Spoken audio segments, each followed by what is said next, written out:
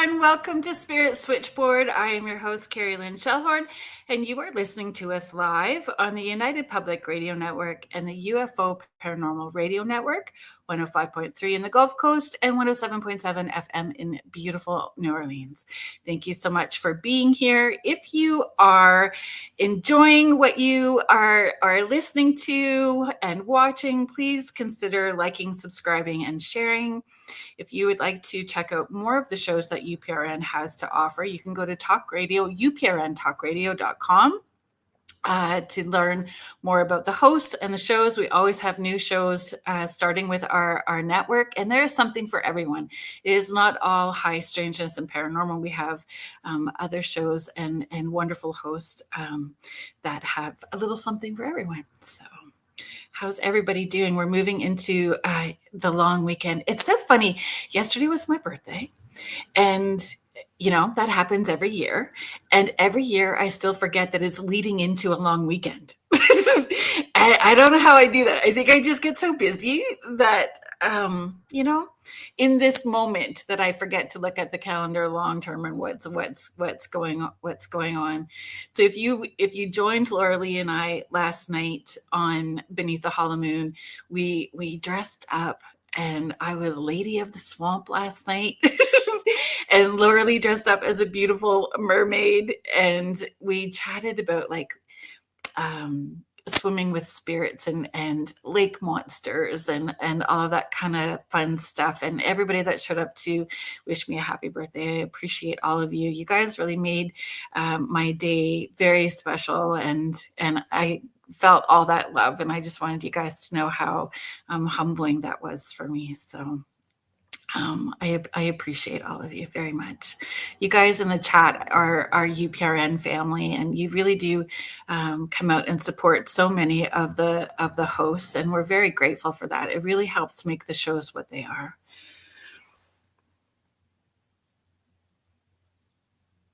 Thank you, Sparky. Yep, don't forget to hit the notification bell to all, and hit the like button. Thank you so much. Contessa Martins, thank you for being here. Heidi Cole. James, you know what happened, James? Thank you for being here. So last night, not to put the pressure on you or anything, but we didn't see you last night, and guess who forgot to do the station ID at the top of the hour?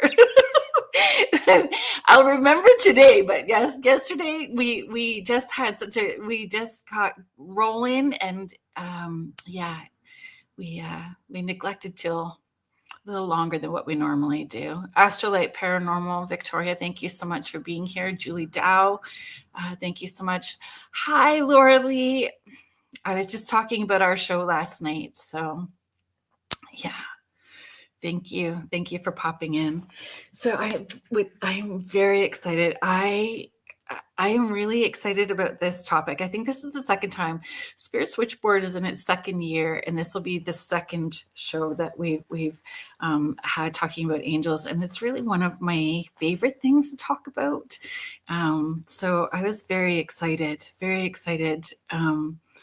that this guest agreed to come on the show, and today's the day. So my guest today is Christi, who, you know, just have to say that just even the name Christi gives me the warm fuzzies, because that's my sister's name. So I always feel like you just, you know, it's going to be that warm, familiar feel. And, you know, we're all a little bit on the woo side. So my guest today, Christi Clemons Hoffman, gifted intuitive healer, international best-selling author, and one of fewer than 50 level 3 quantum healing hypnosis practitioners in the world.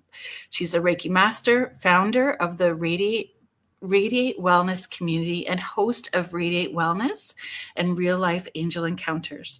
Christi has spent decades helping people connect with their higher guidance and soul wisdom. And today we'll be diving into her inspiring book, Real Life Encounters with Angels, exploring true stories of miraculous and life-changing angelic experience. Please welcome Christi to the show.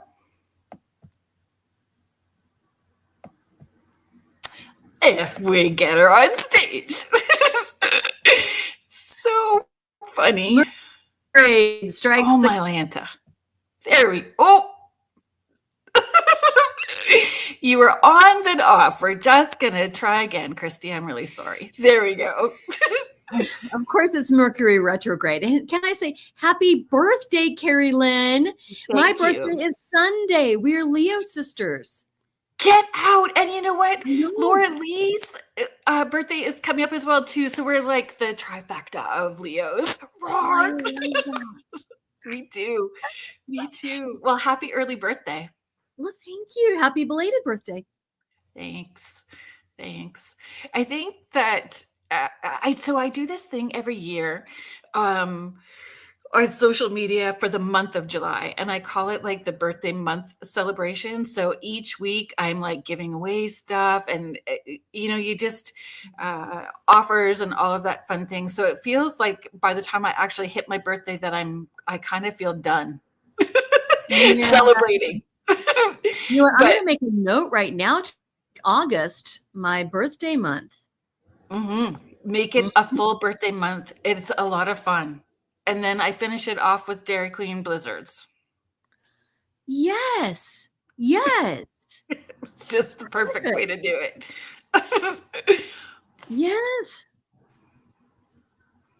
Oh, look it. Oh, you guys are so great. Jackie White, I did get your message. Thank you so very much. I'll be holding you in my heart and meditations as well, too. So I'm glad that you're here. She's just saying she's so looking forward to this podcast. And you have lots of people. Sparky's Paranormal and Outdoors.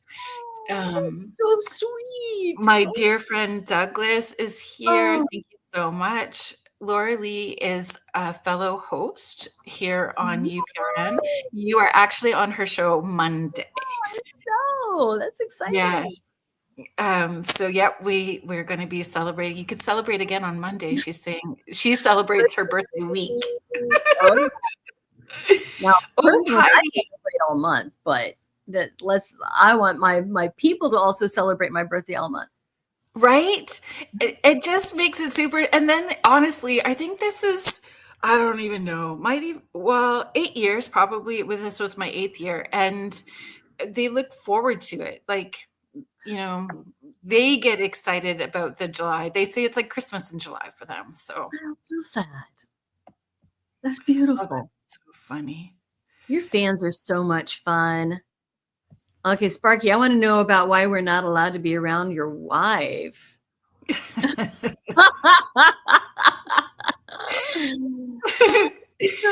think it sounds fun, though. Oh, we'd get up to mischief. You know it. Yeah. It's weird, though. Do you feel like, because you have been a lifelong intuitive as well, too, right? Intuitive from the get-go.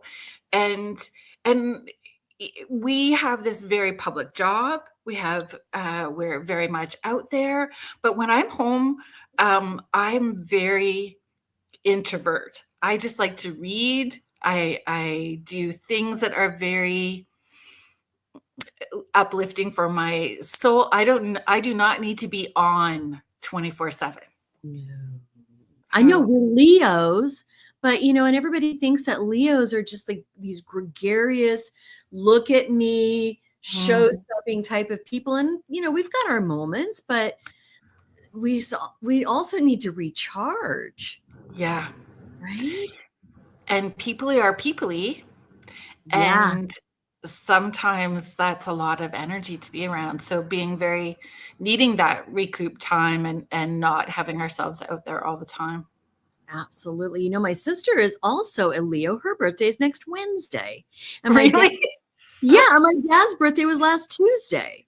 Oh, my goodness. And we're all very different Leos. So what I've learned from my dear friend Joni, who has her podcast, it's True Crime Mysteries Beyond the Veil. So it's an astrological take on true crime. And so she takes the true crime cases and she applies her astrology background to them to help you understand and map out. Oh, she's brilliant. I adore Joni in every way. So Wednesday evenings, folks, at 8 p.m. And what I've learned is to look at our rising sign and our moon sign. And that shows more of what we're presenting out and how people perceive us as well, too, right? Yeah, absolutely. Yeah, my moon sign is Gemini, and it's the bane of my existence sometimes. I can be flaky. It's hard to make decisions. I'll change my mind on a dime. Oh dear. Yeah. I'm a Scorpio. Ooh, intense. Totally. And you know what I find with the Scorpio side for me, especially with the moon, is definitely that like when I'm done, I'm done. Yeah, I can see that. And then I'll hold that forever. I may say that I have forgiven you, but I will not forget. Yeah, I can see that. There. Yeah, Libra energy too. I can see that. I'm sure my Libra is doing something. I know enough of astrology to make me dangerous. Well, I'm definitely learning. I'm a Taurus, and my wife is a goddess. I love Joni. That's awesome. That just melts my heart. That's beautiful. Oh yes, I did. We did help you out a little bit, Laura Lee. So she's like Leo, so her sun sign Leo, and her rising is Leo as well too. Whoa, yeah, wow. That's an awful lot of Leo. It's really good stuff, though. Isn't it fun? Do you recall? So, is your sister a little bit sensitive as well too? With no, not really. No, not okay. She's interested, but she's not. I mean, I think we all are. We're all born with some of it, right? So she's got, the allocation that we all have, but not. And I should say we're not sisters by blood. We're sisters by my stepmom, and my dad adopted her. So we don't share a bloodline, but we do. I mean, like, she's been my sister since she was 2 years old, right?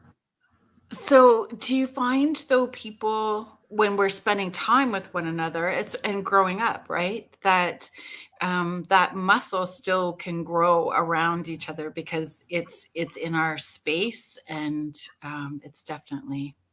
And we didn't even grow up together because she lived at my dad's house. I lived at my mom's house, and I'd see her every other weekend, right? Oh. We got so much closer now that we're adults. I love that, though. I know, right? Oh, she's fabulous. Yeah. I love my sister so much. I love my sister too. I love my sister. She is there when I'm needing her, and hopefully she understands I'm there for her as well too. And sometimes she lives down the road, and we sometimes don't see each other for weeks. It's just how our busy lives are, right? But oh my gosh, I live in Kansas City, Missouri. My sister lives in Sandpoint, Idaho. Oh, and that's so hard. But we have to make like the effort. Yeah. My sister is a little bit intuitive as well too, doesn't enjoy it, doesn't want it. She's like, if she's seeing folks in spirit, she's like, go to my sister. Go see Kerrilynn. La, la, la, la, la, la. Yeah.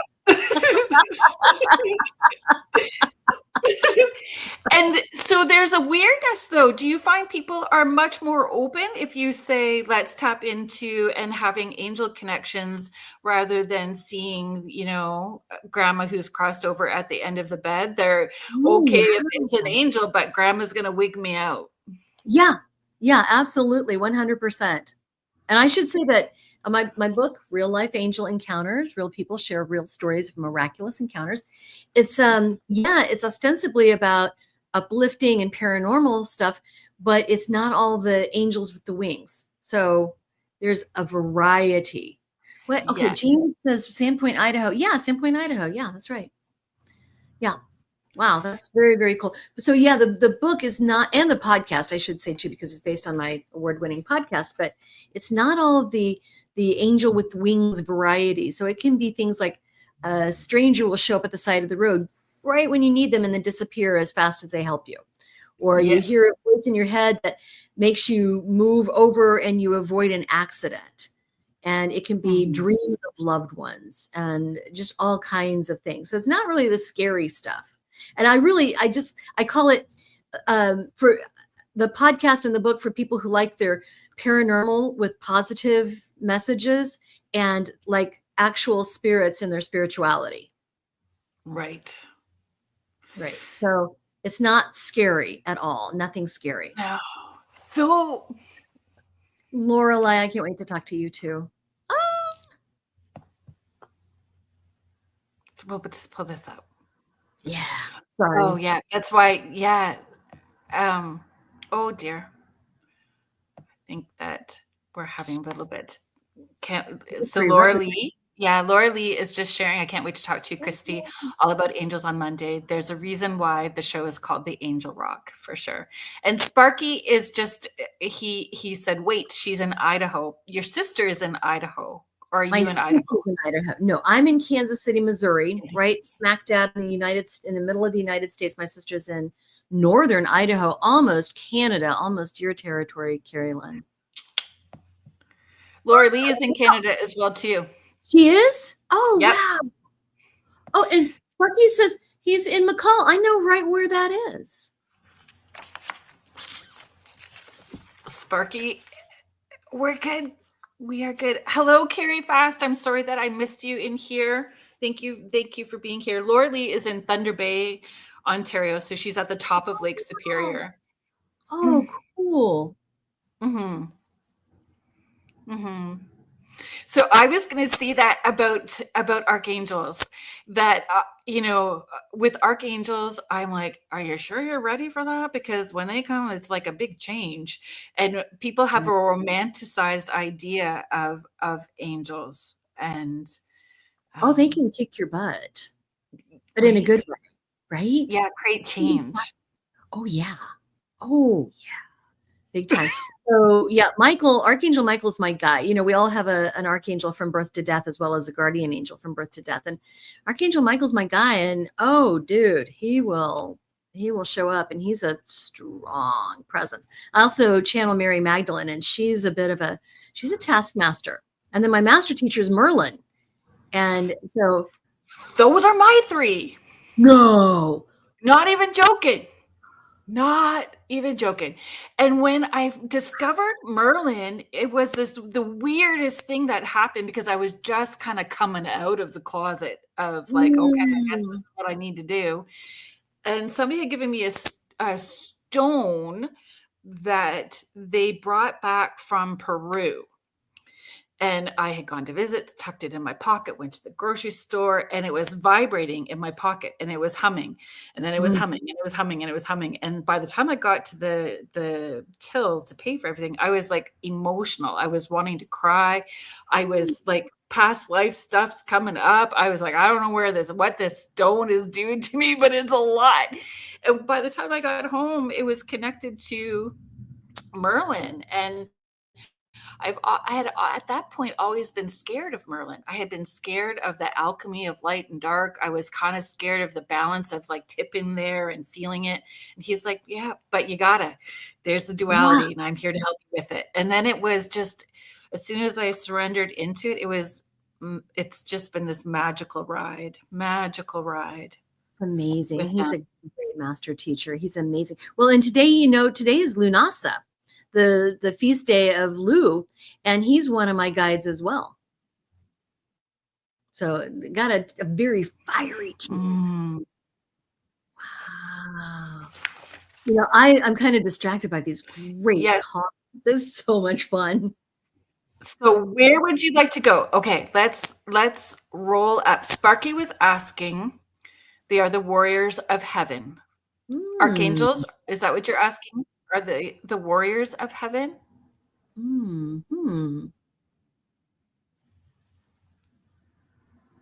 Oh, cool. Oh, Laura Lee and I are going to have a great conversation on Monday. I can tell. That'd be fun. Yeah. So Jackie, we do have an assigned archangel as well as a guardian angel from birth to death. Yes. Sorry, do you see another one that I can call out for you? Carrie Fast is asking, archangels are typically territory angels from my understanding. They can be. Well, territory angels, do you mean a geographical territory, or they've got their own specialty? Because they do have specialties. Like Archangel Haniel, she's the moon cycles. Archangel Jophiel is about beauty. Archangel Raphael, of course, is healing. Gabriel is communication. Metatron is sacred geometry. I mean, we could go on and on and on, but they do all have their own bailiwicks. Yeah. Is that what you? I quite like Metatron too. I do a lot of work there as well. Carrie. Oh, realms and geographical. Yeah, I hadn't really heard about the geographical. I would not doubt it. I do not doubt it. But the realms, yeah, they've got their own jobs that they do. Except Michael, if you don't know who to call on Michael, because he's like the superintendent. Oh, Uriel. Oh, yeah, Uriel's. Yeah. So do you find people get nervous about that people get nervous in connecting with angels, that they may not say their words correctly, or they have to have this pretty sounding intention? Have you run? Yeah. I mean, I work through that with people all the time. Like all of our angelic team, they're responding to our intentions. They're responding to our thoughts and our beliefs. It doesn't matter what words we use. Yeah. And how does intention and free will play into that? Well, we do need to have free will. And the intention, I believe, is everything, because the intention is what they're more responding to. It's like, oh, what do you want? What are you intending? And I believe that intention creates that magic, right? So all magic is done with intention. So, ooh, nice comments.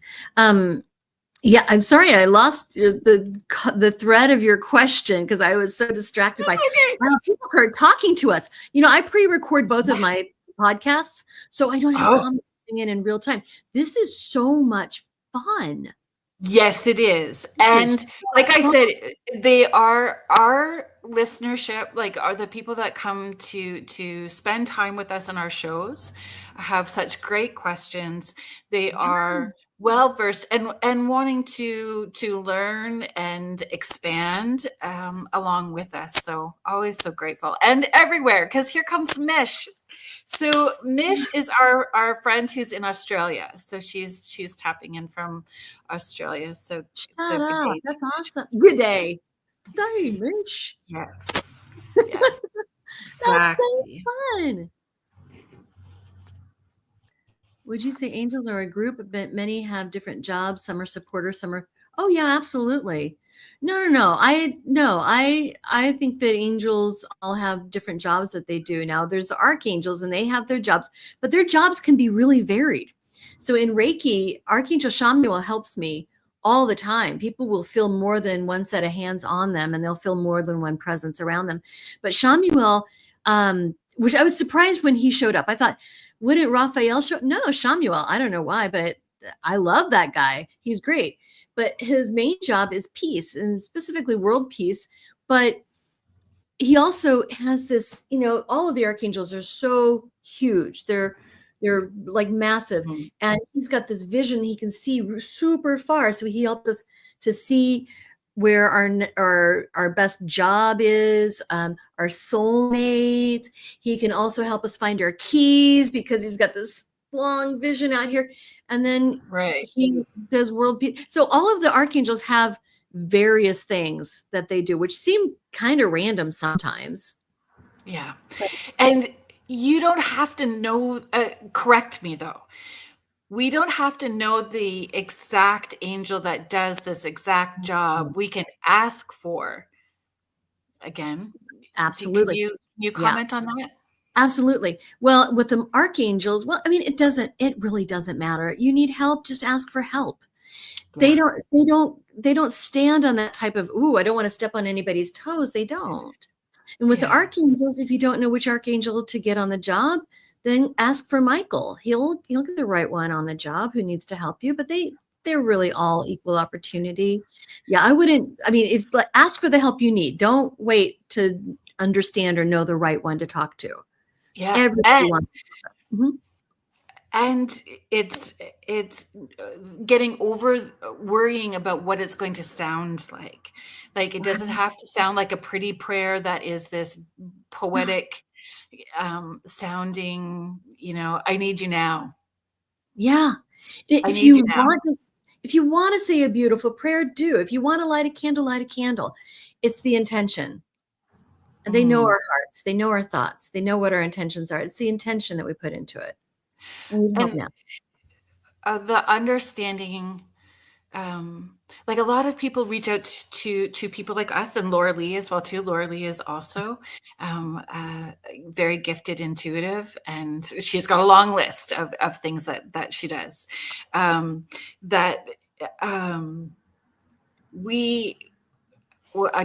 I just had a brain fart. I'm so sorry.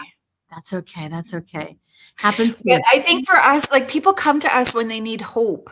They come to us when they are in a low, vulnerable place. And so recognizing that our angels are always there, not like when we are in our high place and when we are in our low place. So can you, maybe talk about that our connection to angels and they want us to be happy. They want us to succeed. They want us to have everything that we're thinking of and desiring, even the negative things. Because if you think about your thoughts being prayers, we're always thinking. And that is what they hear. That's what they listen to. So are we, thinking and praying for abundance, or are we thinking and praying for the lack that we're feeling? Where are our thoughts? And they're going to be with us that way. And they want us to help. They want to help us. They advance by helping us. They, earn their stripes and earn their badges, of course, by helping us. Right. So you have to give them. And you know what? I tell my clients, nobody comes to see me because their life is hunky dory. Right? True. People come in and they see you. They see people like us because they've got some sort of pain point. Their relationships are not going well. Their job is not going well. They're in need. They need healing. They're worried about someone that they want to have some hope. They want, and in fact, hope is why I started the podcast and why I wrote the book, because we need that. We need to know that we're not alone. None of us are alone. When you put out the call for submissions for stories, was it overwhelming? Was the response overwhelming? No. And that just chaps me. It's like sometimes I have to go out and go, all right, who's got a story? Come on. Tell me your story. So please, if you're listening now, please go to radiatewellnesscommunity.com/real-life-angel, or no, Angel Encounters Podcast. Let me look that up. And then there's a submission form. Please fill out the submission form. I need your stories. I'm shocked. I am too. I thought I build it and they will come. Surprisingly not. And every episode I say, hey, we need your stories. Please share and like and rate this so that more people listen, so we get more great stories. Please. Okay, folks, are we all listening? Oh, here, let me see. Sorry, Christi, let's change this banner so we get the website up for people along the bottom. Radiate Wellness Community.com. And then even from there, you can find the Real Life Angel Encounters podcast on the website.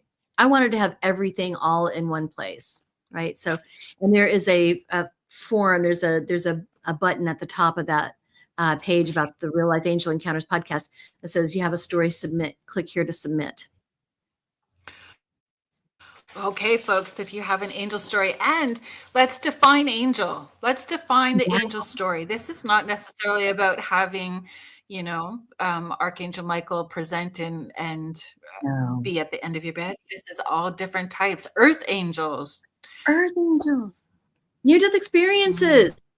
Just looking through the book, there's chance encounters. That's a whole chapter, is chance encounters, things that are just kind of random sightings, random people show up at the right time in the right place. Now, in fact, are there any in here with, I don't think there's any in here with wings. No. None that you would actually call like an angel with the robe and a gold belt and a halo and all. There's no stories like that. On the podcast there are, but not in the book. There's near-death experiences. There's stories in the news. There's there's a story called We're All Aliens Somewhere. A woman who had alien encounters her whole life, but they were all very beneficial. And she started Googling beneficial alien encounters. Like, where would I find something like that? And she thought, What if I just put in angel encounters? And she found the podcast and she told her story there. Amazing. Right? And in one of her encounters with these beneficial aliens, they said, well, we're all aliens somewhere. It's like, it's true. That makes sense, right? So no, this book is full of different things. People who hear, oh yeah, there's my friend Beth, who I'm going to be seeing later tonight. After her husband died, she heard, like, people around her were hearing his voice. That's in there. Did he have wings? No, he had just passed that day and people were hearing his voice. There's all kinds of stories. So now I'm thinking, you're not, Kerrilynn, you're not the first person to ask about that.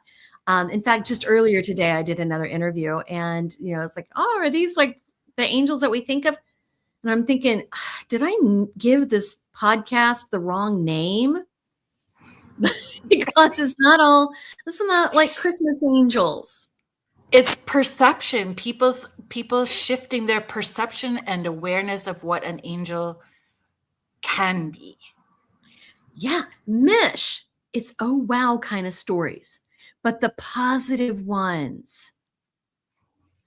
So yeah, it like define angel. So there's more than many human stories about, earth angels. Yeah, there's a story. Yes, absolutely. Many nurses. I would love to do a whole episode where it's all nurses who see their patients, maybe see their loved ones who's showing up at their deathbed, or a nurse shows up in an outdated uniform and nobody knows who it is. I would love that. I would love to get to the point, kind of like Jim Harold. If you guys know who Jim Harold is, he's fabulous. He's one of my mentors. I love that guy. He's so sweet. And he's been on the show. He's been on my Radiate Wellness podcast as well. Great guy. But his virtual campfire is kind of the same format, where people call in with their spooky stories that you might tell around a campfire. And so Real Life Angel Encounters is kind of the same thing, but positive stories. Oh wow stories. I love that, Mish. I'm okay. Ooh, Laura Lee is writing a book about this topic. Awesome. You guys are going to have a lot to talk about on Monday. A lot to talk about. Yeah, no kidding. Now, recently, the most recent episode that came out was about kids who see things. That's where I started my journey. Like when I first started all of this. So, so 18 years ago, I had a podcast online show, and it was for parenting kids who were sensitive. And that's where I started, like with that. That's always been my drive. My kid is sensitive. I grew up sensitive. It's one of my passion things, right? I help people with that. I love this question from Douglas. What role does your guardian angel play while you're going through the grieving process? Okay, let's talk about that. The guardian angel, of course, knows our thoughts, knows our intentions, knows our heart, and so can offer support, and just you feel like you're comforted. You feel like you're wrapped around in a hug. But I also want to point out Archangel Azrael. Archangel Azrael, I call him the Walmart greeter of heaven, kind of like in the movie Beetlejuice, when the young couple goes to the office of the recently departed, and they that's how I think Archangel Azrael helps us to understand what happened when we get to the other side. But Archangel Azrael also helps those who are grieving. So you can call on him. He can also help us write obituaries and to do memorials and plan memorials and that type of thing, and just help people who are grieving. And it's not taking the grief away. No, it is helping you move through it. And there's still that need for support, whether it's grief counseling or whatever you're needing to deal with the emotional part of it. Yeah. I have a soft spot in my Reiki practice for people who are going through grief. And sometimes I'll give away sessions. Maybe I shouldn't say that too loudly, but people who are just having a hard time dealing with their grief, right? I'm not laughing at that at all. I am the same way. Every single event that I do, because that just 5 minutes is not enough. Like that 5-minute message, and they're needing more. So I'm the same. I do a lot that way, and it feels good to me to do that. It feels very good. But just to piggyback on what you were saying, Kerrilynn, is that I don't want to take anybody's grief away. I want to make it manageable. Yeah. And giving them tools so they don't end up needing, so they don't feel they need us, right? I think for us, when we have that pull, we know at our core that we are being of service for something bigger than us. So we are just being of service in the way that is helping everyone move forward, right? I have to say, yeah, absolutely. Sparky has a question here. Is not Ariel is more like nature. Yeah, Ariel is more nature, but this is Azrael. Different. Hi, Cindy Waghorn. Thank you for being here. Hello, Fiona Clark. This is so much fun. So Laura Lee's son tragically passed away unexpectedly in January. So she's saying, yes, you do. And Jesse came through that day. It's a gift I'll remember my whole life. A ladybug just landed beside me as I'm typing. First I've seen all summer. Oh, that's beautiful. Love that. Mm-hmm.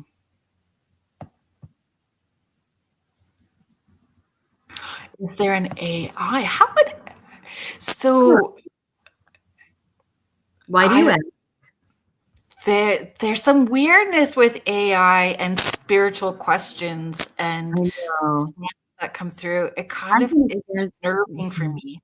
It is unnerving. I've been experimenting with that. It's weird. And Azrael is actually Azrael. Azrael. Azrael. Gotcha. Maybe I need to change the format of my podcast because this is so much fun. Honestly, the chat is fabulous because we could start with, I'm always over prepared, right? I've got 4 pages and extra notes, and I've got even more notes written over here. And I never get to even a third of them because the questions just sort of unfold. And I think for me, it just helps me feel, just in case I get squirrel on Red Bull, then I know that I can ground and come back to a question.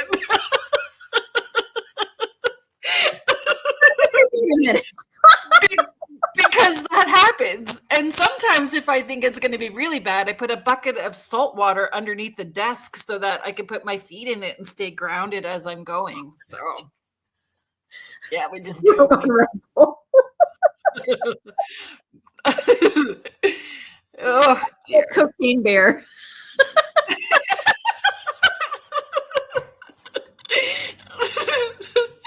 Okay, this is what I was needing today, Christy. So I appreciate that. It's been such a weird day. And for folks that are part of this, when we're talking about grief or sadness, the moon is in Scorpio today too, which makes emotions intense, right? So emotions have been intense today, and laughter and play is so important. It's so important, and we are co-creating. We're co-creating with our angels. We are co-creating. We are meeting them part way, and when we laugh, it helps shift us out of whatever place we may have been in. Mm-hmm. And I can add to, in addition to many of our guides that we have around us, and I think I put this in the book. I need to refresh my memory because I wrote it so long ago. But we also have a joy guide who's with us. Yes, from birth to death, but for most of our life, we have a joy guide. When my kids, I have 4 kids, so when they were small.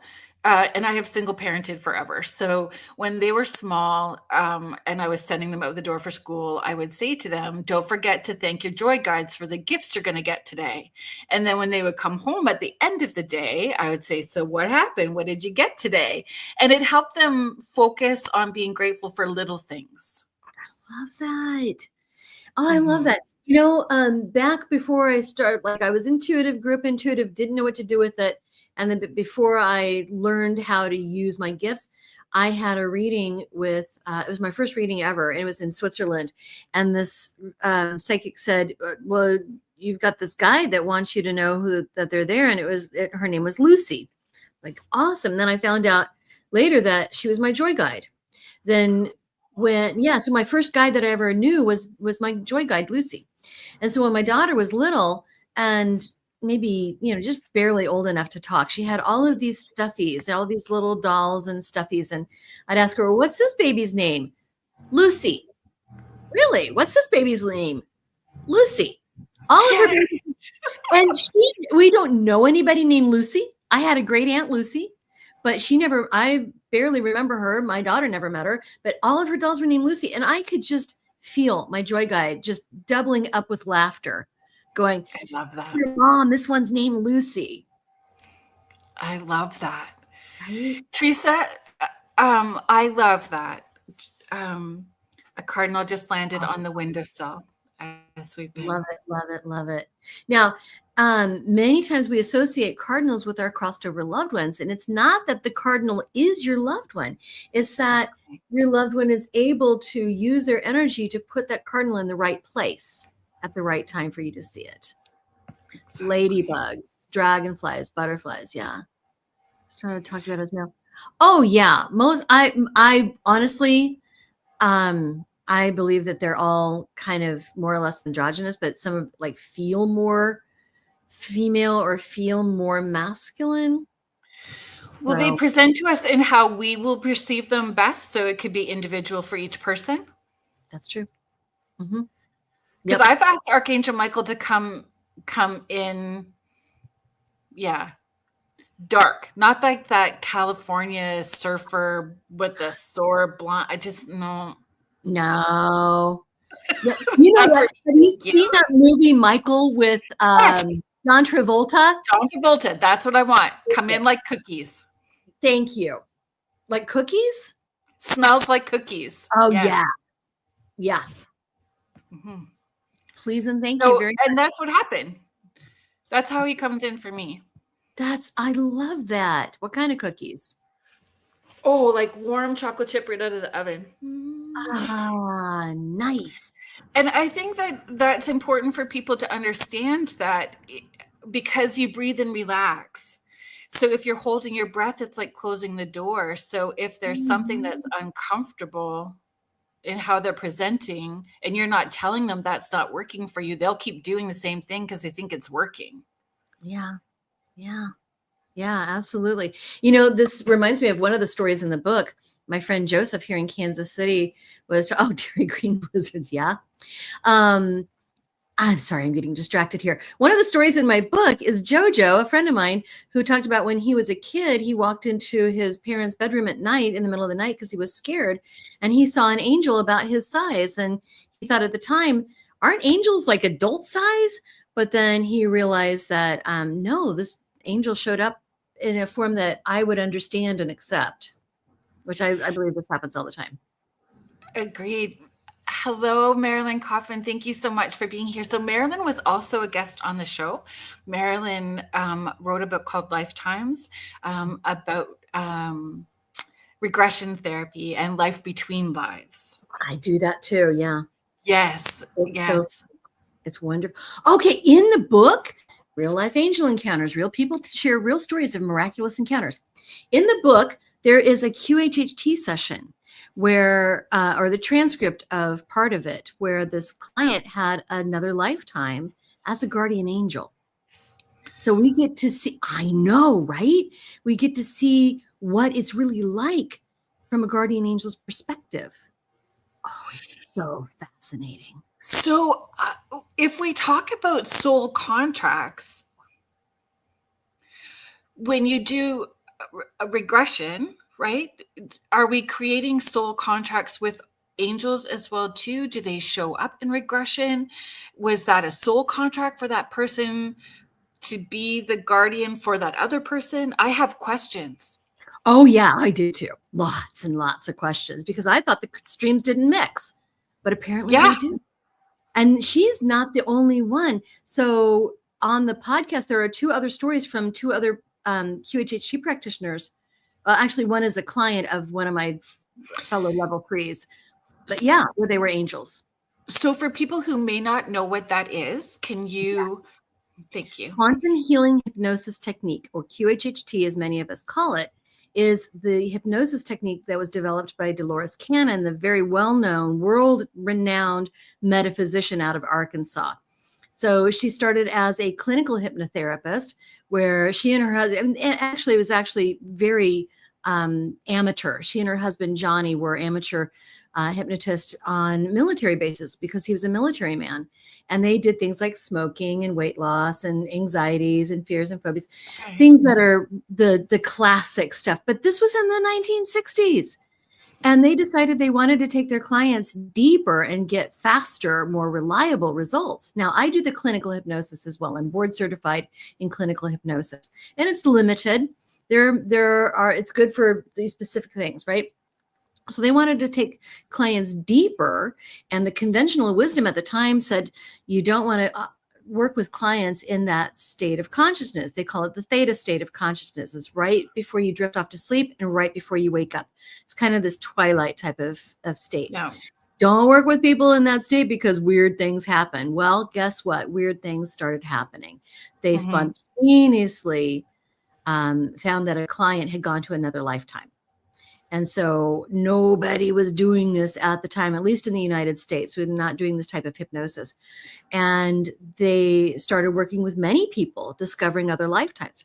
Now, I rarely say past lives because time is not linear like we think time is linear. It's not. Right. So, right. So other lifetimes. So she started working with them doing that over the decades of her career. She found that it was much more than just other lifetimes. You could use this method to talk to your higher self. You could use this method to achieve healing, spiritual, mental, emotional, and physical healing, actual physical healing. And as such, this is a very comprehensive type of modality. Sessions last 4 to 6 hours, sometimes more. It's very in-depth. Yes. Right, Marilyn? Because she offered, because I've always shied away from any of that.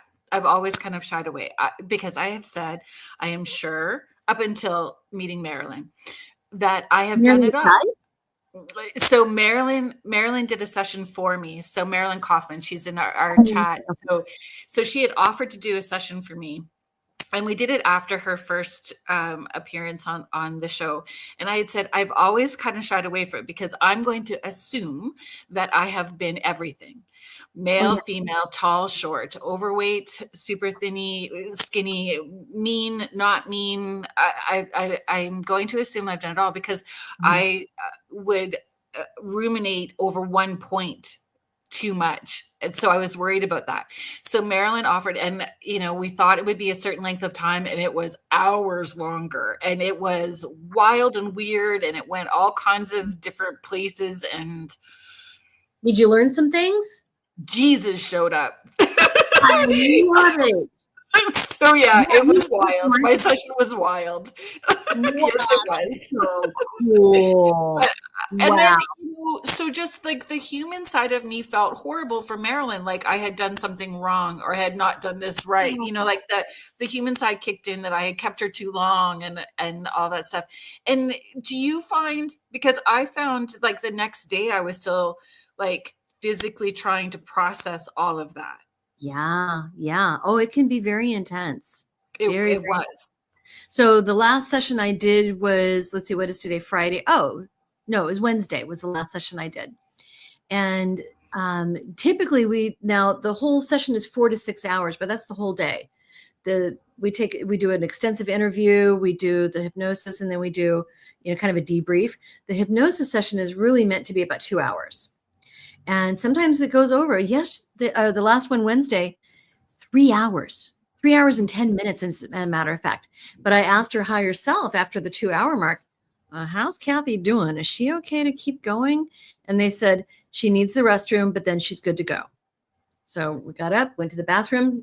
When you lay back down, you're going to go even deeper than before, and we'll pick up right where we left off. And she did. She had a wonderful session. It was amazing. But yeah, like beyond 2 hours, we find that it's hard to wake up. It's your excuse me, your body's kind of stiff and sore from like being still for so long. So it's just more to be able to get back in your body. Yeah. It's really hard for me to even explain. It wasn't so much, I was going places. They were moving me dimensionally, and I was just going boom, boom, and premonitions, stuff about to happen. It was a lot. It was a lot. It's a lot. So let me, okay. Sparky, I'll pull this up. Question. As a cop, I had an accident. Guy was going to pass. He then talked to someone. He told me the thing, said, "You can't come with me. I'm here to help him. Assume me." And he was mad. I'm not sure I'm following, Sparky. Yeah, I'm following. There's a lot of hims and he's, and I'm trying to keep you both apart. Yeah. Had an accident. So you were the one in the accident, Sparky? Or you attended as a police officer the person who was going to pass? Ooh, station ID time? I'm here to help him. So the guy was about to pass and you were there to help, and then he got mad because he didn't cross? I don't know. I'm really sorry. I'm trying to understand, to wrap my head around it. Understand. And sometimes I don't have very good brain days where it's a little foggier than.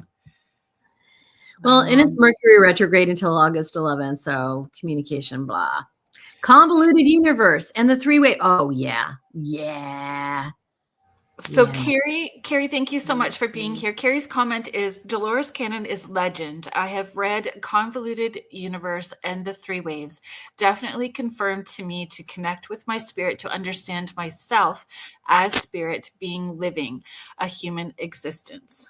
Yes. My guides tell me all the time that we need to keep the human in the human experience. So many times especially when we're awakening, it's like this whole new world is new, it's different, it's big, it's drawing our attention, and we forget to be human. And we wish away all of the difficulties that we're going through. And we wish that this chapter of our life would be over, and move on to the next thing. But no, we need to stay there and be human. We need to feel all the feels. Yeah. Do the things. Hey, Sparky, I'm sorry, I still don't quite understand what was going on, what the thing was, or what the thing told. He connected with something, so potentially an angel or something that told him you were there to help him, and he didn't want the help. Is that what we just want to make sure? Or that Sparky was helping him, but it's like, hey, wait, I'm going to take this guy that's dying. You have to stay there. Was it that? I don't know. Okay, let's do our station ID. So thank you so much, James. You are a wizard for sure. So if you are just joining us now, thank you so much for being here. You are listening to Spirit Switchboard, and I'm your host, Kerrilynn Shellhorn, and you are listening to us live on the United Public Radio Network and the UFO Paranormal Radio Network, 105.3 in the Gulf Coast and 107.7 FM in beautiful New Orleans. And you can follow along with all of our shows. You can access thousands of archived shows as well too on our network website, which is uprntalkradio.com. That we always have new shows that are joining our network, and you can find out more about our hosts there as well too. Today's guest is Christi Clemons Hoffman, and you have many hats. So author is just one, but you are an intuitive QHHT. Yes, Reiki Master. Yes, so many different hats. I know. I kind of shorten it to just an easy to remember thing. All the things I do: readings, Reiki, and regression. Oh, there you go. The 3 R's. And just like with all of them, you don't even necessarily have to be in person. No. The only thing that must be in person, has to be in person, no exceptions, is QHHT. Now, there are other forms of hypnosis. I'm board certified in clinical hypnosis. That can be done online. And I do another form called introspective hypnosis, and has some similarities to QHHT, can accomplish many of the same things, but there are differences as well. And that can be done online. But Gotcha. QHHT has to be done in person. If anybody tells you they're doing QHHT, but that's online, it's not QHHT. Okay. And it's for the format and the ethical way that it is offered. It's not, being spiritually snobby, where it is just, No. It's that there are some, if someone is in the session, their Wi-Fi goes bad or out, a kid walks into their room, or a cat jumps on their bed, or the battery dies on their laptop, and they're right in the middle of something, that can be very traumatizing if they don't have a guide to carry them through. Now, I have to say, in introspective hypnosis, I've had that happen, and it is not joyful. Interesting. Yeah. Carrie is sharing, agreed, we have to exist as human to learn our lessons and clean our karma to be able to ascend and reconnect with spirit. I love her so much. We are talking about Dolores Cannon. I have seen her, and she is definitely angelic. And so Jackie White is just popping back in again, asking what QHHT. So if you could just, again, give that definition and explain that. QHHT is Quantum Healing Hypnosis Technique, the method of hypnosis that was developed by Dolores Cannon. Thank you. Absolutely. Like in the 60s. Over time, in the 60s, she was doing the clinical stuff. So by the time we got to like maybe the 80s, maybe 90s, because she didn't know what to call it. It's like she just called it hypnosis, and then past life regression. Well, it's not really that, because we're talking to your higher self, and now we're doing healing with it. Now we're talking to aliens, and we're doing all these things. We're visiting Nostradamus in real time. And it's like, what do you call this? Over decades, she developed the name Quantum Healing Hypnosis Technique because it works on the quantum level. There's definitely healing. I see lots of things physically. I can't really even say healed. I call it resolved. Like if it's no longer a problem, I can't, because I'm not a doctor. I can't say something is healed. But if you're not having symptoms of it anymore, if you're not having problems, if it's not detected, then it's resolved. It's gone. Right. So I see people, they walk in, they've got a limp, they walk out, they have no pain and no limp. They walk in, they've got a rash, they walk out, they don't have a rash. They have swelling, they don't have swelling. I've had 4 people who didn't have cancer anymore after a session. So physical resolution. So that's how we finally came up with the name Quantum Healing Hypnosis Technique. It's a long, strange trip. It is. And what is something, is there something that has on that journey?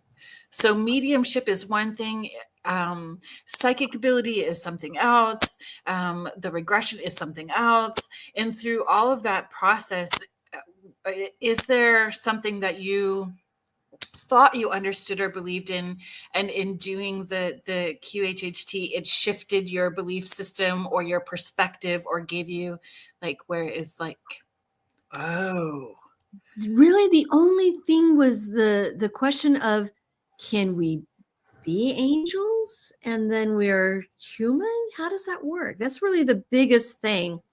To an extent, the question of whether animal souls and human souls can cross the streams, because I'm also an animal communicator, and I'd always heard that if you're human, you're human. If you're animal, you're an animal. But I see that as not the case. I knew that intuitively, but I've seen proof in QHHT sessions that people will have a lifetime as an animal. Many animals. I've seen bears and rats and cats and dinosaurs and birds and all kinds of animals. So that has come up in conversation recently as well, too. And what? Oh. Interesting. So Laura Lee, you and Laura Lee are going to have lots to talk about, because she'll say that she's a budding animal communicator. And she was taught by my guest that I'm having on next week, Julie Jane Bassett, who has been on Laura Lee's show quite frequently. She is a fan favorite for sure.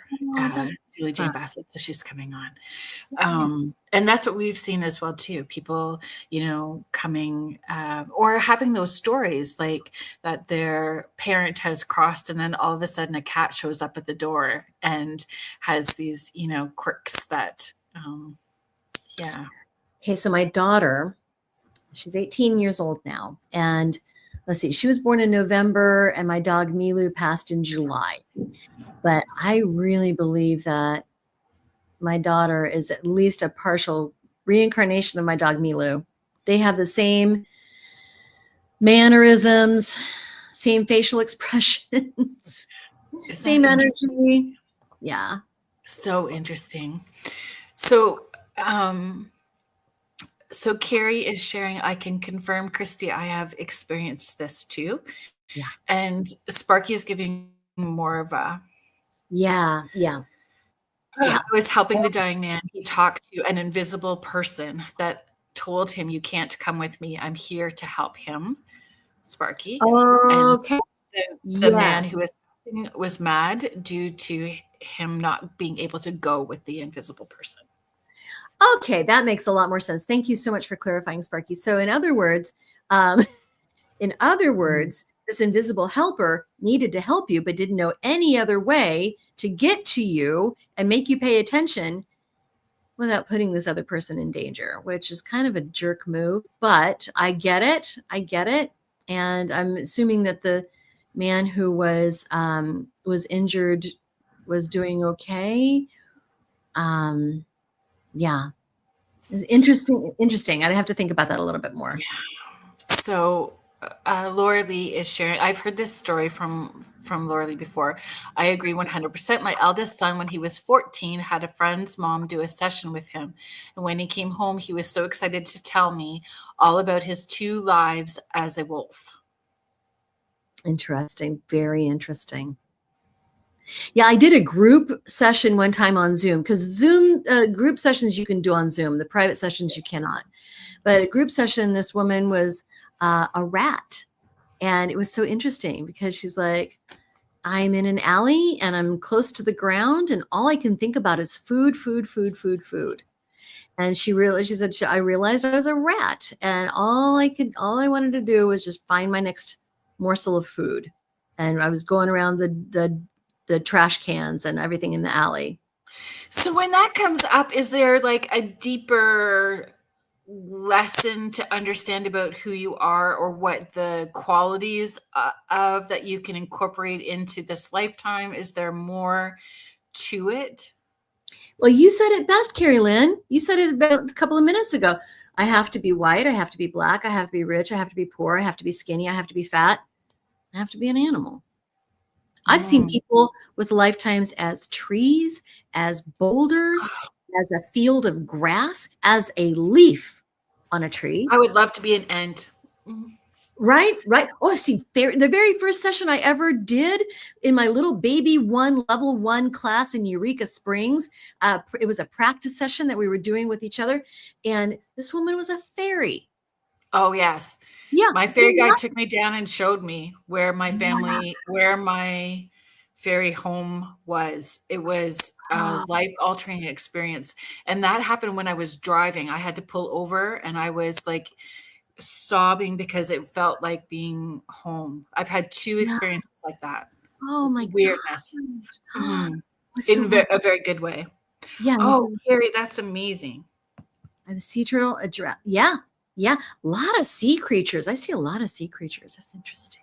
Yeah. Oh, I've seen fairies and mermaids, many mermaids. They're not what we think. And that was our show last night. It was? Oh, yeah, that's right. Laura Lee and I have a podcast that we do on Thursday nights called Beneath the Hollow Moon. And so we were talking about mermaids and all of that kind of stuff. And they aren't necessarily what people, again, the romanticized version, right, of the Disney version. Yeah, exactly. exactly. Right. That's It's for sure. interesting. Yeah. It's like every leaf, every blade of grass, every tree, every, everything has its own spirit, these nature spirits. And it's so interesting. It's not what you think. So, okay, if we are talking about our connection to angels, ancestors, spirit guides, for those people who say they have never had that experience in connecting with them, how am I wanting to phrase this? Like each carries their own vibration. So do you feel, or how can you encourage, or what advice do you give to people to move past letting go how they expect to connect with them to how they may actually be connecting with them? I mean, that's why I do all of this, honestly, because we need to get out of our head that these things have to look a certain way. Mm-hmm. Right? So we need to be open to the possibilities. One of the stories, and it was the very, very first story in the trailer of the podcast years ago. It was this woman who was having a really busy day. She was going to a meeting at her kid's school about a fundraiser, and she wanted to pick up some supplies to make a thing to show them at this meeting. She stopped by Walmart. You guys have Walmart in Canada? I think you do. Yeah. I mentioned the Walmart greeter and that got a reaction. So I think so. Anyway, She stopped at Walmart and happened to be in the right place at the right time to help this grieving widow who was going through the first Thanksgiving, American Thanksgiving, without her husband, and wanted some advice on what to pick for a centerpiece. And this interaction was such a transformative one that this grieving widow said, "You are my angel today. I know you needed to be someplace else, but I am so thankful." And the woman telling the story said, "I know that I wasn't supposed to be anyplace else. I need to be here with you because this has been such a magical interaction." Yeah. So yeah, get it out of your head that angels have to have wings. An angel can put you in the right place at the right time to have this positive, uplifting experience. So get it out of your head that you've got to be Joan of Arc. You've got to be Moses. This happens to everybody. This happens to people like all of us. And each one has a frequency. So no different than the tree or the blade of grass or the dog. Everybody has, and everything has its own unique frequency. So you may be feeling the frequency and not actually seeing it as well too. Oh, absolutely. They're non-physical. So we can experience them in non-physical ways. Yeah. Right? We might hear their voice. We might just feel their presence. I shared this story quite often when we're talking about trusting your intuition in the way that our angels and guides may move us. So asking my spirit, what did I need today? What is it that I need today? So first thing in the morning, what is it that I need today? And I heard and saw a particular wine store, which I didn't necessarily need wine and I didn't need to be going, but it was a particular store, right? It's a particular store. So I believe that when we follow through and trust, it helps us build the confidence and clarity with our connection, right? Yeah. So I went to this wine store at this, which was clear across town, not in any way convenient or en route to anything else for me. And when I got there, the woman, she's an adult. So the woman that was working there was red-eyed, puffy, clearly had been crying and not in a good space. And I said, "Looks like you're having a hard day. I hope that whatever is going on for you, that there's more grace and ease to your day for the rest of the day." And she said, "It's my first day back to work and my mom passed away 2 weeks ago." And I said, "Oh, okay." I said, I'm very sorry and can hold space for you. And we're not going to do this here, but I do see you and hear you. And this is my card. And when you are ready, we will do this together. So when you're ready, whether it is 6 months, 6 weeks, or a year, does not matter. But when you feel ready, then I would love to do this for you. And so like that is our angels moving us forward. That is, trusting, and then you get more, right? Right, because you got that idea planted in your head. I need to go to that particular store. Does it make sense? No. Is it on my way? No. But that's where I need to be. So that is the action of an angel doing that. There's a story in the book, one of my favorites. It's called The Pizza Man, because this caller was in college and she knew that there was something wrong. She was just really, really struggling and had been for some time. And she was even thinking of ending her life. And, trigger warning for anybody who's struggling right now. We hold you, we see you, we hold space for you. And this woman was having a really hard time. She was sitting outside of her dorm smoking a cigarette. And this pizza guy comes up and she opens the door for him, lets him go in, probably said something like, here you go. Thank you. Yeah, you're welcome. And then she goes back to smoking her cigarette. He comes out, and now she hadn't really been crying or anything, but she might have looked a little upset. He comes walking past her and he goes like maybe 100 yards past. And he turns around, he comes back, he says, God hears you, everything's going to be okay. You just have to hold faith. And she just knew that was maybe he was not an angel, but he was sent by an angel, that was definitely an angelic thing. And then she went on to say that after that, she called her parents and said, there's something really, really wrong with me. I need help. And found out that she was diagnosed with like some sort of one of the bipolar disorders, and got some help then. Wow.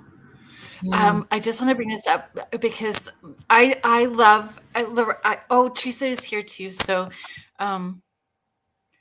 Loretta, Teresa, and Jackie are all sisters. So Jackie White, Teresa Loft, and Loretta White. So their Aunt Mert comes through quite frequently in sessions and events, and she's just beautiful. So Loretta is sharing my Aunt Mert was definitely a fairy in one of her past lives. Also sure my sister Jackie was also a fairy. I would agree with you. Also a fairy in one of her past lives. And my granddaughter just had her birthday in June, and they wrote out this little poem that their Aunt Mert used to say about fairies all the time for my so I believe that. And I believe all three of you are earth angels. Like, you guys your family is just lovely. I appreciate all of you. That's wonderful. I feel like hello, Michelle Wilfong. Yeah, I feel like I'm missing the boat here, not having real-time comments from listeners in both of my podcasts. It's actually so much fun. And it builds a community for sure. Yeah, it does. I have to say, for Real Life Angel Encounters, there is a Real Life Angel Encounters Facebook group, which is a community there. It's growing. And that's an extension of your. So it's a group to discuss. Yeah, it's a group on Facebook, Real Life Angel Encounters, to discuss the show and our angelic, visits and things like that. Are there particular practices or routines that you would suggest to people to help them develop a clear connection or confidence with their divine team? Meditation is always going to be the gold standard to quiet the mind. And the thing is, if you're talking to somebody and they're not letting you get a word in edgewise, then they're not going to hear what you're saying. Same thing. If we keep our minds so busy all the time, our guides can't communicate with us. We just can't hear it. It's just chatter. So meditation can help us learn to quiet the mind. Now, the thing is, if someone is new to a meditation practice and they think they think, oh my gosh, I just don't have 30 minutes to sit down, or an hour or whatever. No, just start really small, 2 minutes, and get really good at that. And then increase it to 3 minutes, then 5 minutes, then 7 minutes. But it's, you mentioned earlier, Kerri, about it being a muscle, that it's a muscle that we need to exercise and develop and build. Meditation is the same way. And just allowing yourself space to be in nature, to have some quiet time so that you can listen. Other things that we can do is just talk to them, just like we're talking here. Talk to them. And then get out. It can't be too much. It's never too much. No, you're not bothering them. Think about all the people who are talking to Jesus at any one time, talking to Mother Mary, talking to Buddha, talking to Mohammed at any given time. Here's a great story, because I work in stories. My guides talk to me in allegory and stories. But there was a client I had. She was missing her mother so much. Her mother had died after a brief bout with cancer, and the mother came through so strong. In fact, she became one of my guides for a short time. And this mom said, "This is great. Over here on the other side, I can be with my daughter in Shawnee, Kansas, my other daughter in Washington, D.C., and the rest of my family in Mexico, all at the same time." And I just love that story, because I've also had clients who come in and they say, "Oh, well, I know I could ask my deceased husband for help, and I want to talk to him, but I don't want to bother him because he's busy doing angel stuff on the other side." It's like, honey, you're not bothering them. They can multitask like nobody's business. Yeah. Yeah. Jesus can multitask. Mother Mary. Yeah. And I feel like that's a really big concept for people to understand, is that our loved ones become omnipotent too. Yeah, they do. Yeah. They do. Now, I will say, if Uncle Barry was not good at money and went bankrupt in life and just gambled away all of his money, he's not going to all of a sudden be a financial whiz on the other side. Yes. Yeah. Okay. Sorry. Thank you, Loretta. Thank you. Thank you. Thank you. And Lauralee is sharing that she just joined the group, and thank you for sharing. So if you want to give it another little shout out. The Real Life Angel Encounters Facebook group is out there, and it's free to join. You do need to answer some membership questions, mostly no spamming, and be kind. And I still have to go in and weed out some of the spammers. "Oh, if you need a reading, Master so-and-so found my soulmate and can help you too." Yeah, I have to weed that out. Flush the toilet, Christy. Flush the toilet. And don't forget to hit that like button. Yes, absolutely. That is so, you guys, it seems like a really simple thing to share something or hit the like button or give a 5-star review. You have no idea how much that helps. It really does. It moves us in the algorithm, so more people, it keeps us where we're needing to be. It's such you feel almost awful always asking for it, but it does make such a big difference, and it does help us. It takes nothing. You can hit the subscribe button and never watch a show if you don't want to, but just hitting that subscribe makes such a big difference for us. You can also give me a 5-star review, and that, doesn't take any time at all. Okay, one book other than your own that you feel is a must read, or let's do both, is a go-to read for you. Can I do 2? Yeah, of course. Okay. I would find that question hard too, because I'm a ferocious reader, so I would find that question hard, but I find it interesting, and I'm always up for a new book suggestion. Right. So besides Real Life Angel Encounters, real people share real stories of miraculous encounters, of course. Besides that, one that I go to regularly every single day is Messages from the Body, Their Psychological Meaning by Dr. Michael J. Lincoln. He was a psychologist who worked with thousands of people over his career, and he found that many of the physical ailments that people had also matched their traumas, interestingly enough. Kind of like the body keeps the score. But he goes into detail, like which finger, which knuckle on the finger and everything, what you're holding there. That's awesome. And the other one, I kind of had to go, oh my God, I'm really going to say this. Archangels and Ascended Masters by Doreen Virtue. Oh my gosh. What? I struggle referring that one too. I struggle referring it. I struggle, and we don't need to discuss why. We don't need to discuss why. I personally know why, and I had said it right from day one when I was talking about this, but I love that book too, and I recommend it for people who are just beginning their intuitive journey. Yes. And it's so we can share why. I'll share why, and you share why. Yeah. You want to go first? You go first. No, you go first. Why it's a struggle to recommend it, or why we recommend it? No. Why you recommend it. We won't. Yeah. No, we won't dwell on the other. But it is No. out of print. I will say that. So you'll have to find a used copy, and that can be a little bit challenging, but by God, it's helpful. Anyway, it's just like an encyclopedia of archangels and ascended masters. It tells you who's who, what they do, their back lore, what their name means, and everything else. How about you? Yeah. So I've actually owned 3 copies of it. The first one, I don't know where it went. It was like dog-eared, coffee-stained, highlighted, written in. It was a well-loved copy. Second one I gave away. So now this third one I'm hanging on because they are out of print. Everything connected to that particular author is now out of print.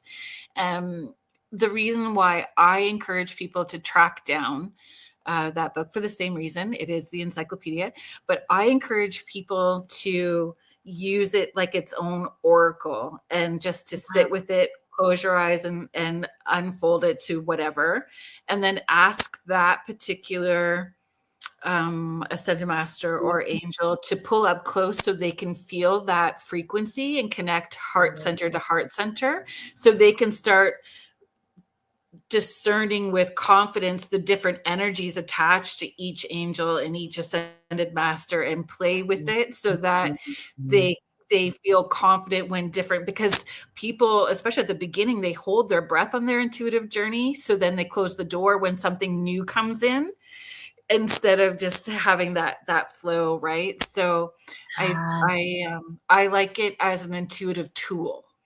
I love that. I never would have thought of that. Mm-hmm. I think that's great. Feel free to share and use. Yeah.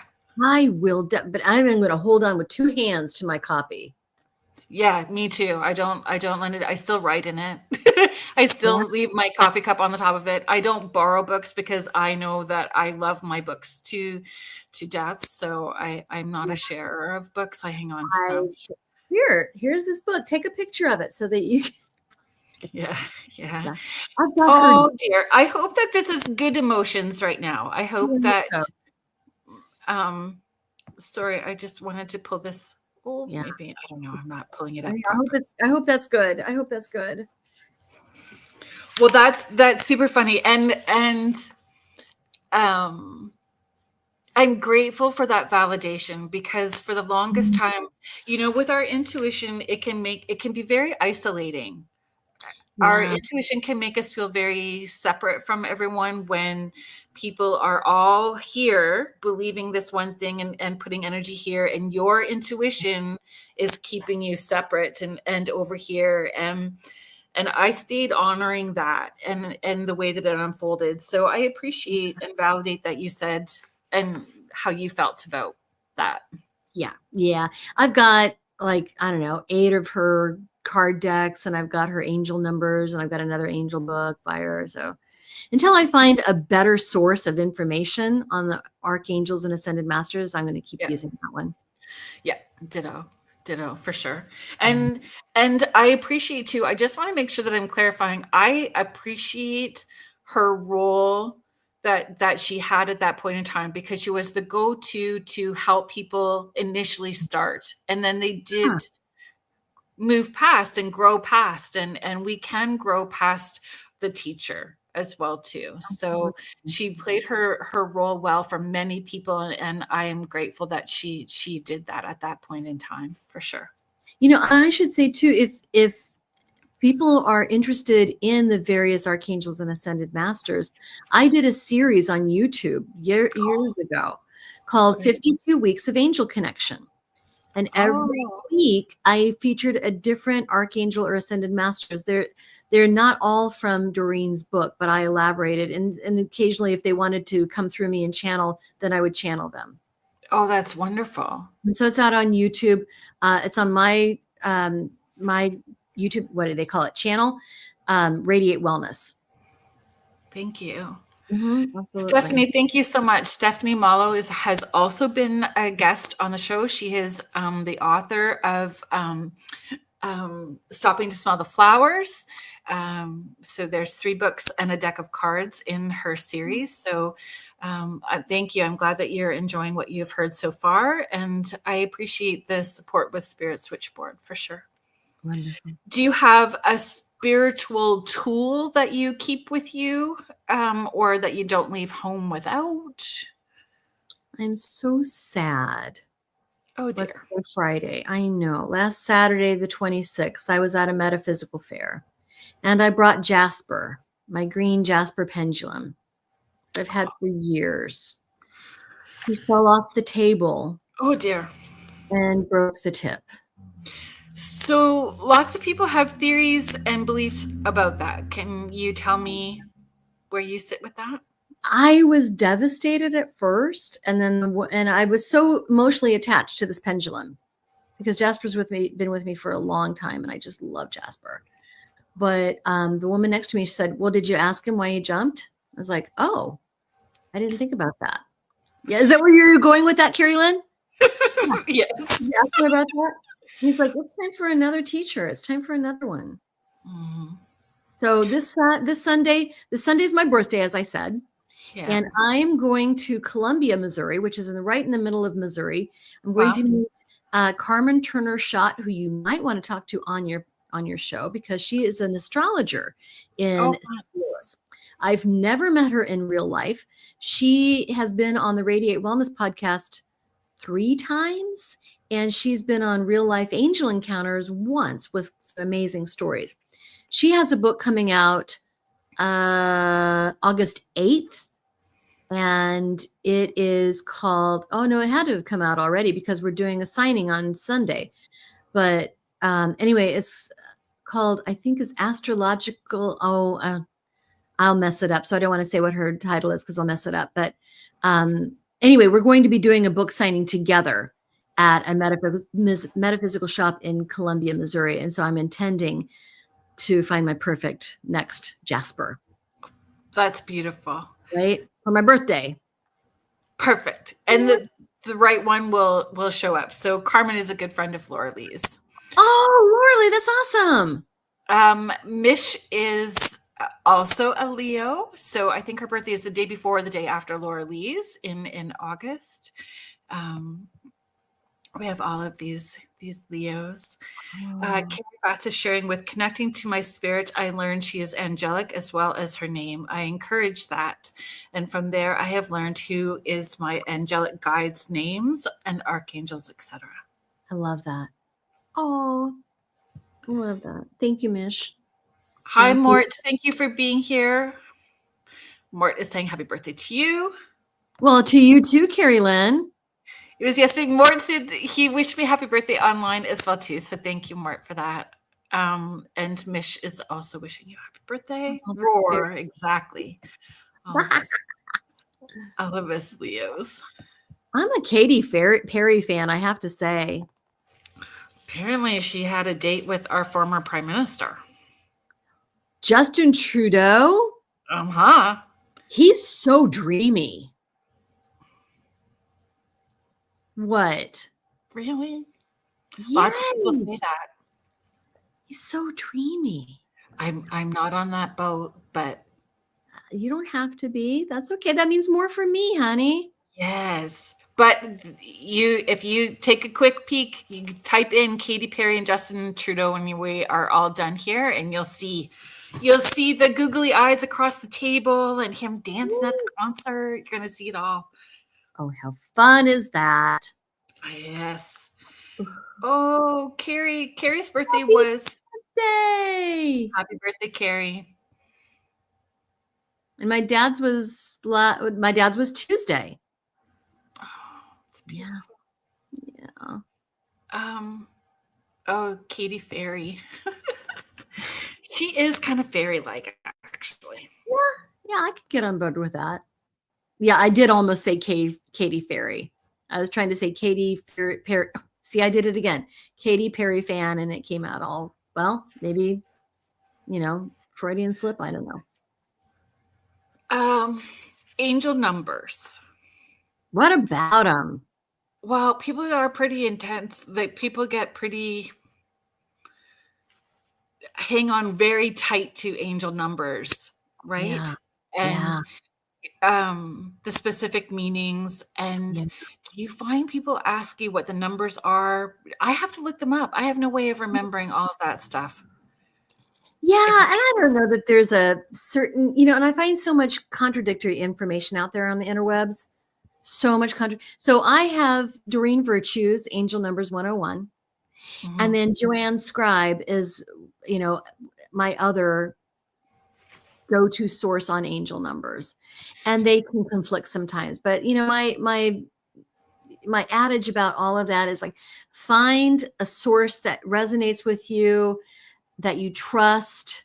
And 222 has been my number lately. Yeah. So find a source that you trust and that you resonate with, and then stick with that, because it can be kind of confusing and crazy making. It's like, well, but this one says that, and this one says that.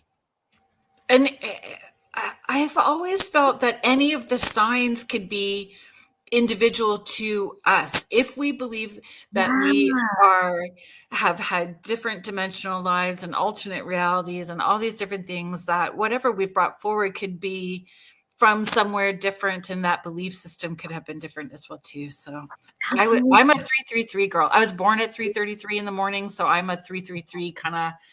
I hang on to that quite a bit, actually. Well, and I'll find that the numbers will cycle through. For a while, it'll be 222. For a while, it'll be 1234. For a while, it'll be 1111. Yeah, I'll find that it's just like different things that I'm needing. Mish is sharing angel numbers. Bam, in your face. 111. I'm reminded to be mindful of my thoughts. Contessa Martins, for me, 111 daily, AM or PM. 1111. Sorry. Mish, 1234. Yep. 8 for Carrie seems to be the number, and 11. It's like codes.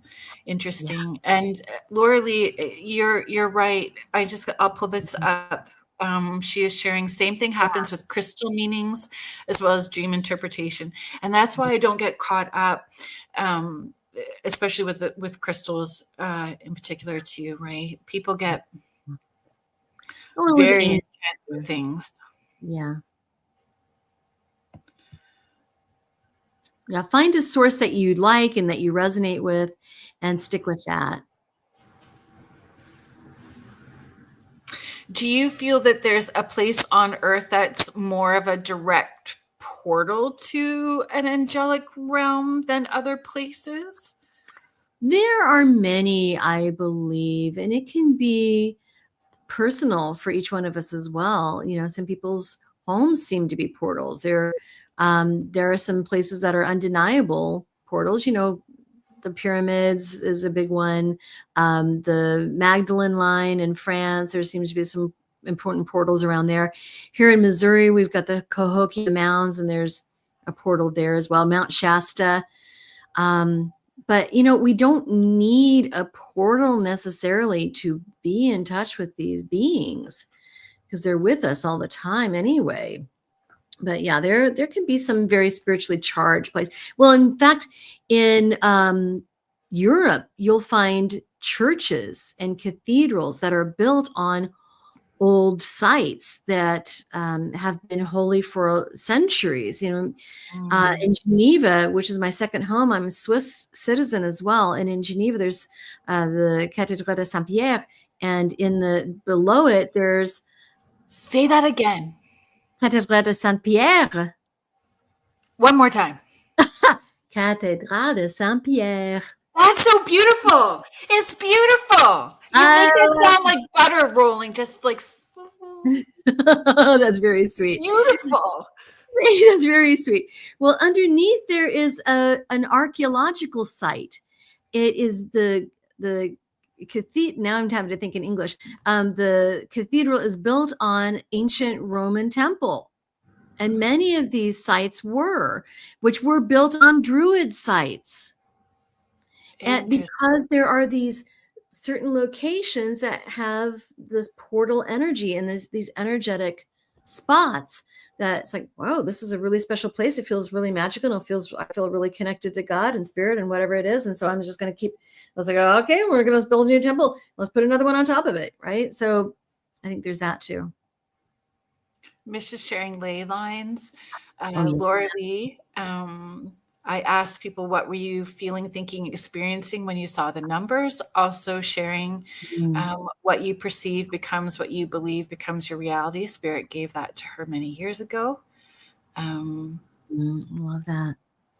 And, I think that, again, sometimes people feel more validated or moved forward on their journey if they've experienced a significant portal site or an energetic place. Like, it feels important to them on their journey. So I think that comes back to trusting your intuitive connection to your divine team. And if you feel pulled, then it's something, but it's not necessarily that you have to do that in order to be able to connect. Yeah. Well, in fact, you go to some of these big churches and cathedrals in Europe and you just feel the energy and the power there. Yeah. I find. And then we've got a comment here. I'm not sure how to pronounce that name, but the Druids. Yeah, the Druids were powerful, but they're not extinct. So Sparky, that is the belief system that he leans towards as well too. Wow. Mm-hmm. Or perhaps there's a resurgence. Maybe they've come back. I'm not sure. Feels like a chakra of Gaia's. Yeah. They say that about Kansas City, that they call Kansas City the heart of the dove. And supposedly if you overlay a map of the United States over a dove, the heart lines up with, I don't know, but it sure feels like there's something special about the geographical location of Kansas City, Missouri. Oh, Sparky, I'm glad that you're still here. Yay. Because I didn't want to talk about Druids or we start mentioning some of this and you not being here, because I know that's a very important part for you. And I just want to be mindful, like we are coming up to that 10-minute mark. So, or like 10 minutes before the hour. So I just didn't know how you were feeling about time. If you want to go a little 5 minutes more and yeah, I'm having fun. Are you kidding me? This is a blast. Sparky is sharing some have come back in the UK, but it's an offshoot and not really the following more of the festival kind of thing. Well, here in Kansas City, I met a mother and daughter, and they actually traveled to England and they became, I don't know, vested or something, or I'm not sure, in this order of old Druidism.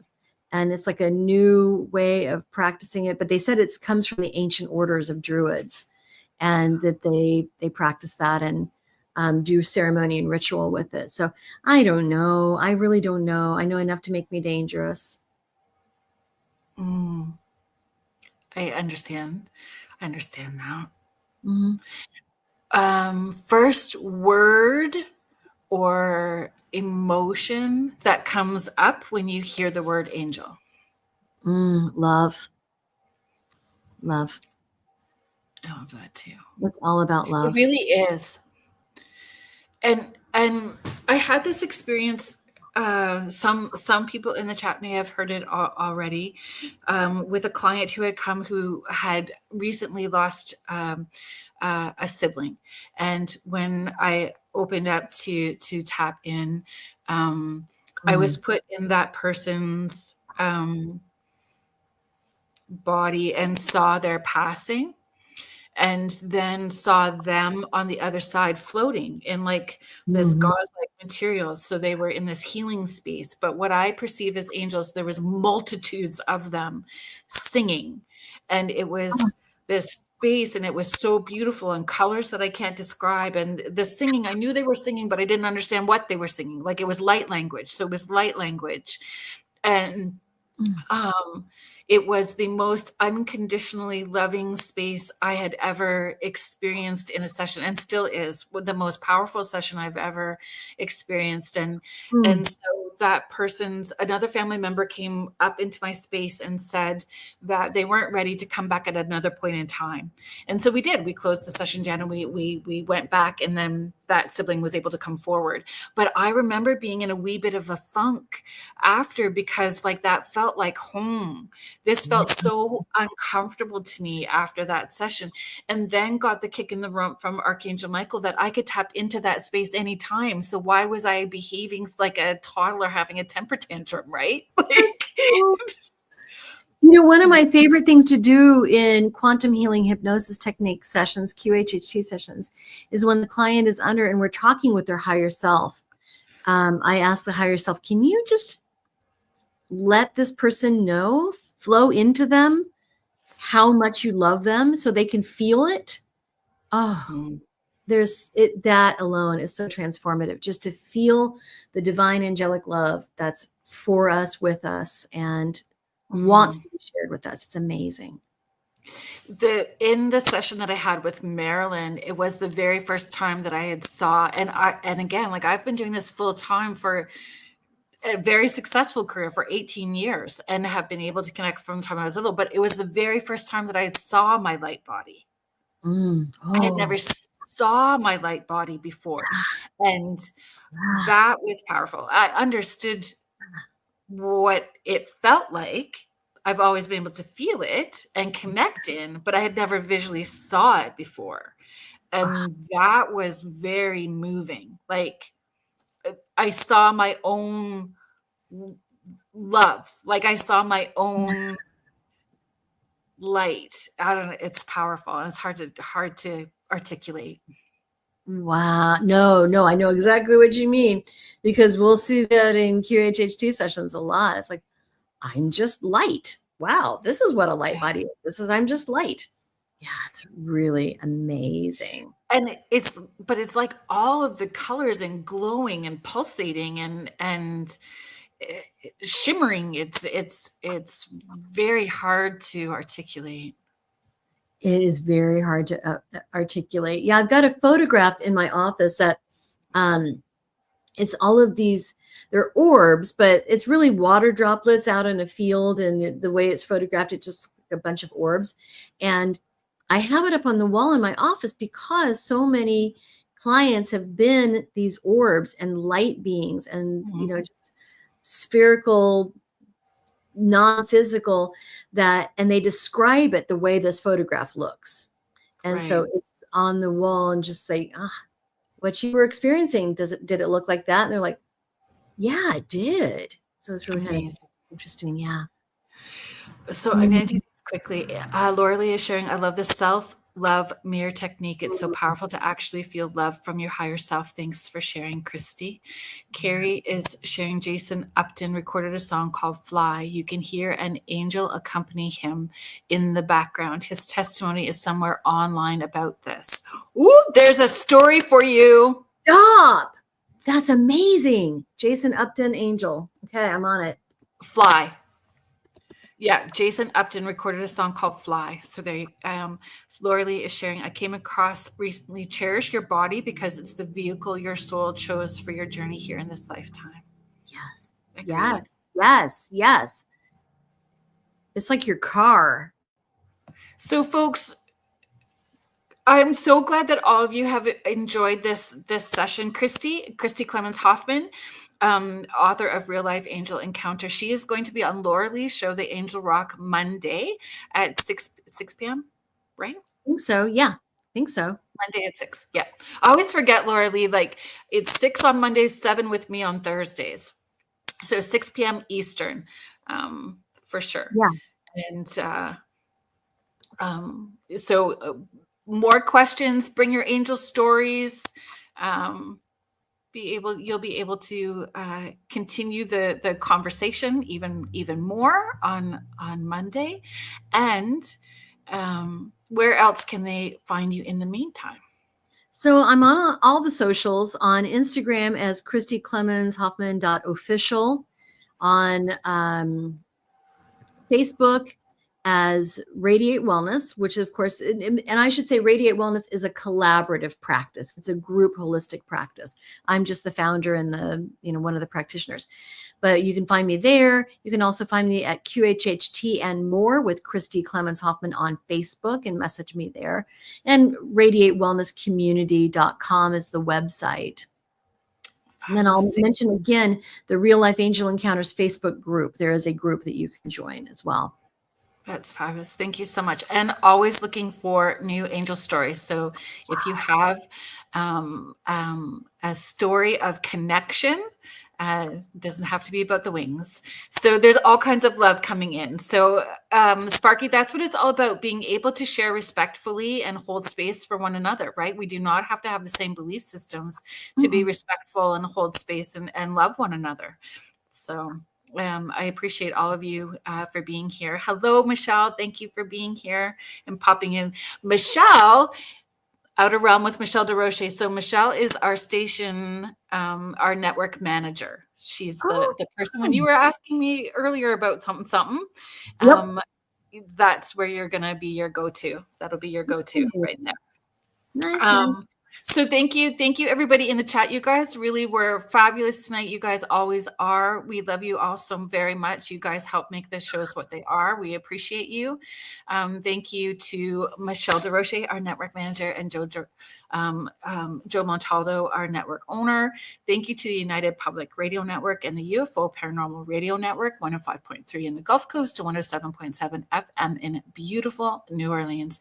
Thank you so much for being here. And next week, please tune in. Julie Jean Bassett will be here, and we will be talking about animal communication, and she'll be taking your questions. So please join us next week, and have a safe and great weekend, everybody. Good night. Bye.